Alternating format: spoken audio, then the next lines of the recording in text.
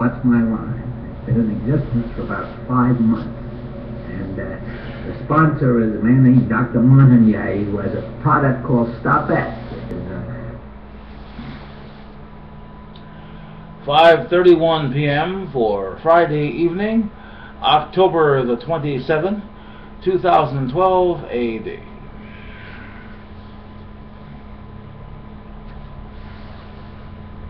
Smells all over the place, bad stomachs, flat feet, dirty sinks. Everything is awful about it. And the only happy people in TV commercials are people who are getting cancer smoking cigarettes.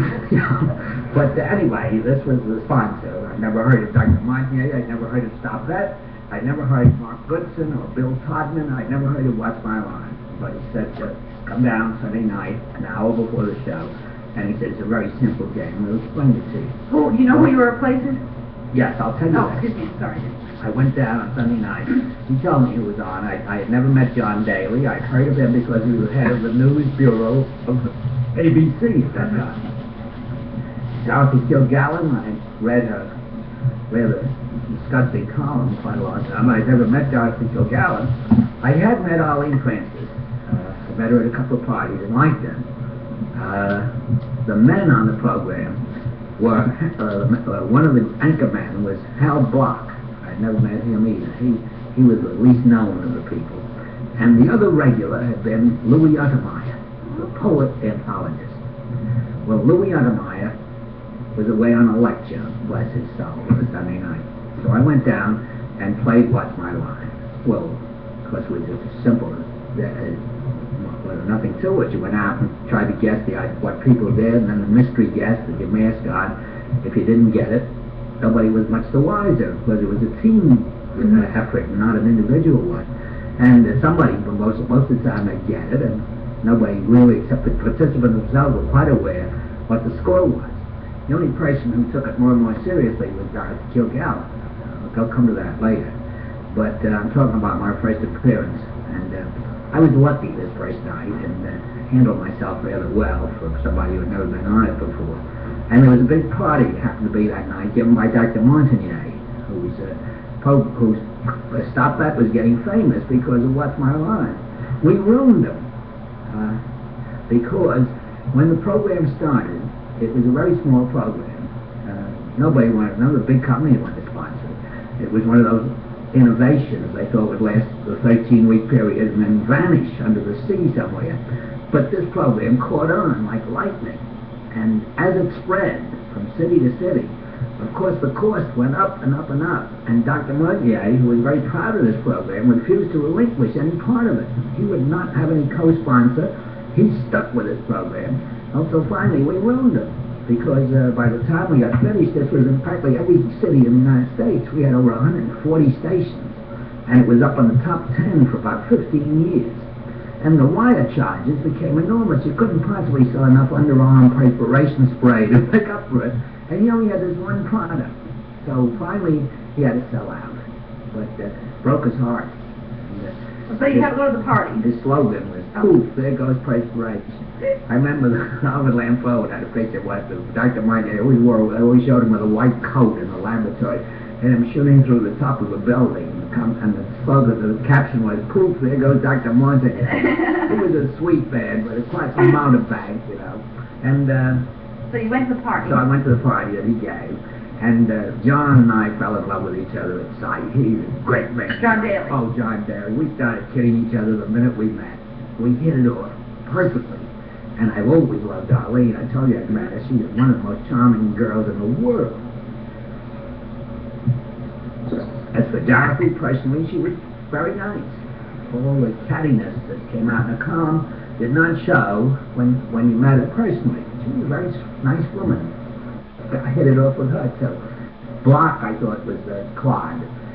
He wasn't in the class anybody else. Well, I went home and I said to the fellows, gee, this was fun. It was an interesting experience. Within 3 weeks, Dr. Louis Untermeyer was in a terrible jam. He was a great signer. He signed, he liked General von Hindenburg. He signed a piece of paper that was stuck in front of him. And he had signed a few things too many. A few communist organizations. I don't think yes. Louis Untermeyer is no more a communist than J. Edgar Hoover, but he had joined several societies, a Soviet American Friendship Society, something like that got him, made him rather conspicuous. And a few of these right-wing organizations began hounding people like Louis Untermeyer. It was an unfortunate time in television when the blacklist was coming into effect. A lot of people lost their jobs outrageously because of a grocer up in Syracuse who made a lot of trouble.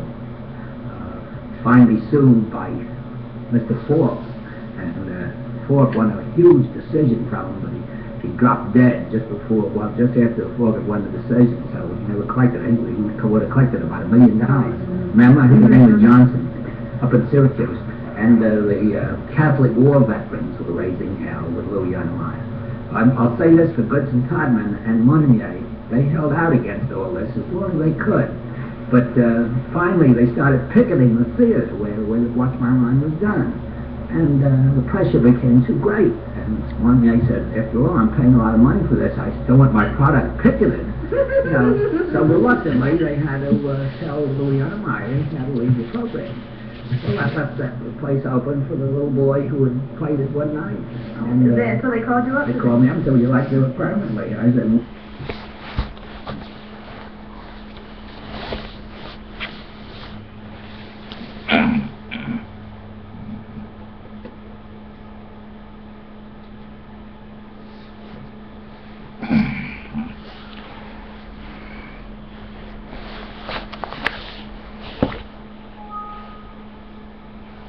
well, at that time, I think the price was, I've forgotten what they were paying at something like $300 a week, which is, for just playing a game for half an hour, was nice money, even for somebody who was a successful publisher. And of course, as the program grew and grew, the fee grew and grew. So, time was over, we made scandalous amounts of money. Scandalous. What were you making? I'm not going to say. It was enormous. And huge profit share. Oh, the whole thing was, if there's ever been such easy money in the world for playing games, no costumes, no rehearsals, no props.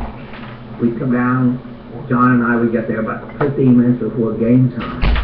After a little while, we didn't even wear dress coats anymore. We discovered we could get away with a black tie and fake it with a dark suit and a black dress tie, which I'd whip off the minute the show was over, and 5 minutes after the show was over, I was on my way out, dressed like a normal human being. And it was great fun. I loved it from the start, because I told you again and again, I had a streak of pure ham in me, and this appealed to every part of it. Within about 6 weeks, I was a national figure. As a publisher, nobody knew who I was. How many people do you think look at the name of the book that's been published? Very few. They don't know whether the book's published by Scribner's or Harper's or Double A or Random House. What do they care? They want to know what's in the book and who wrote it. What difference does it make who published it? But even when I started writing books, some people knew my name. They didn't know what I looked like. But after you've been on a national television show for a little while, a very popular one like Watch My Line, everybody knew me. Right where I went, people would yell, "Hey, Bennett!" Truck drivers would stop and yell. Every taxi driver knew me. And I loved it. Anybody who says he doesn't like it, I think is a liar. It's very nice. Did you begin to get fan mail? Oh, I did, autograph pictures and people coming up for autographs and stuff. I never knew this would happen. And don't forget, I've been married to a movie star briefly, and it burned me when they pushed me aside to get her autograph.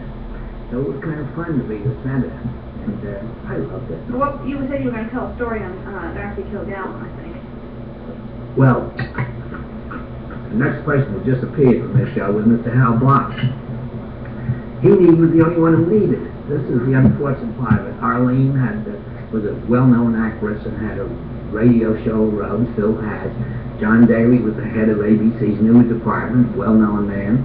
I was a fairly successful publisher already. Let's not kid around, a very successful publisher.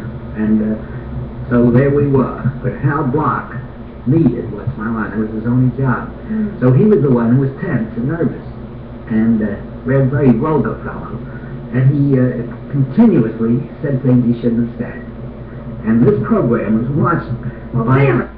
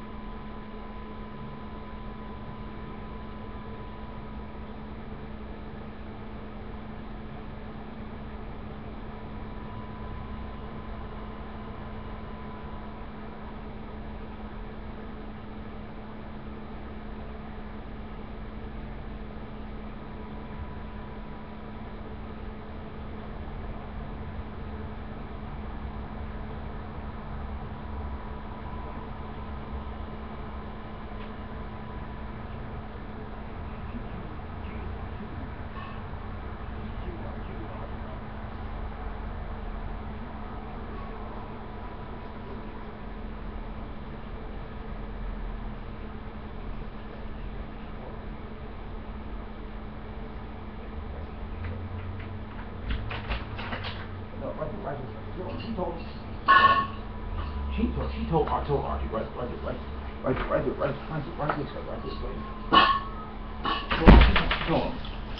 She never got along with Archie. Oh, come on, no, come on, now.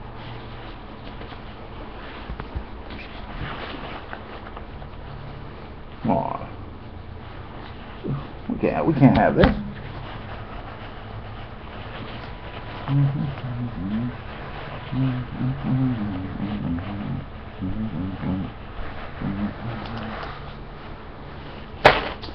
I don't think that Jackie wanted that. Jackie didn't want that. Well,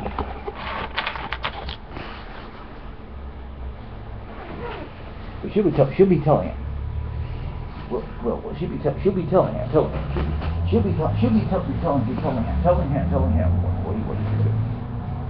She'll be telling him what he should do. He cannot deal with that. And he can't deal with that. And Jackie just can't do that. Can't deal with that. Jackie can't deal with that.